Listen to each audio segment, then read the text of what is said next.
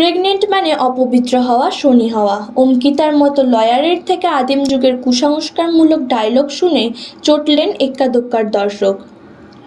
Star জলসার জনপ্রিয় ধারাবাহিক এক্কা দোক্কা। এই ধারাবাহিক দেখা যায় যে নিজের রোগের বিষয়ে গোপন করে রাধিকা তার দিদি অঙ্কিতা সহ বাড়ির সকলের কাছে কথা শুনতে থাকে, কারণ তার একটি ফলস প্রেগনেন্সি রিপোর্ট এসেছে। এই বিষয়ে পরিবারের সবাই তাকে জিজ্ঞেস করলে সে সোজাসুজি কোনো উত্তর দেয় না।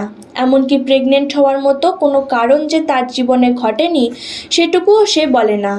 সে ঘুরিয়ে পেঁচিয়ে কথা বলতে থাকে।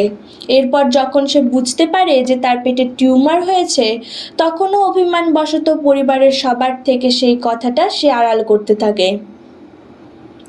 রাধিকার এই অভিমান দেখে তার অত্যন্ত জটিল মনস্তত্ত্বের অধিকারী বলে মনে করেছেন নেটিজেনরা।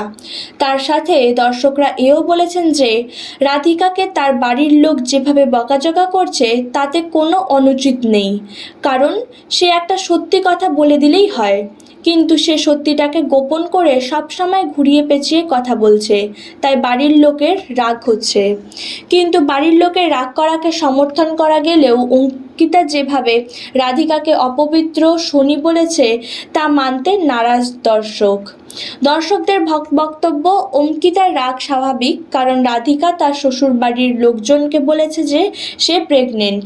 তাই বলে রাধিকাকে অপবিত্র, শনি বলা ঠিক নয়, কারণ প্রেগনেন্ট হলে কেউ অপবিত্র হয়ে যায় না। আর একজন শিক্ষিত আইনজীবীর মুখে এরকম কথা তো একেবারেই বেমানান।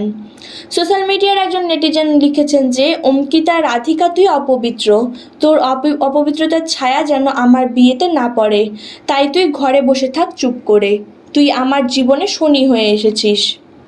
রাধিকা, প্রেগনেন্ট হওয়া মানে অপবিত্র হয়ে যাওয়া? একজন লয়ারের থেকে আদিম যুগের এরকম কুসংস্কারমূলক ডায়লগ দিয়ে কি প্রমাণ করতে চাইছেন এলজি উনিই জানেন। ভিডিওটি ভালো লাগলে লাইক, কমেন্ট, শেয়ার এবং সাবস্ক্রাইব করে দেবেন। ধন্যবাদ।